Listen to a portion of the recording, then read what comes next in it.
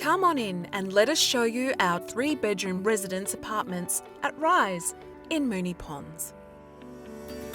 The large kitchen features integrated European appliances, stone benchtops and splashback, alongside abundant storage, while the island bench with stunning curved timber inlay provides the perfect spot to enjoy a morning coffee. Shown here in light timber, Rise apartments are also available in a darker timber colour scheme.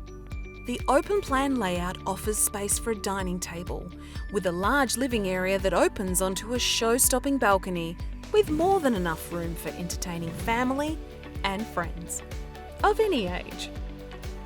It's hard to choose a favourite among 3 queen-sized bedrooms. Would you prefer a private balcony or perhaps an ensuite? With all bedrooms, you'll be rewarded with built-in wardrobes and an abundance of natural light. Bathrooms offer a little bit of luxe with a full-width shower, floor-to-ceiling porcelain tiles, bespoke en vivo basins, and brushed satin nickel tapware. Level 22 to 29 at Rise are reserved for the penthouse-style sky homes with stunning views and additional upgrades.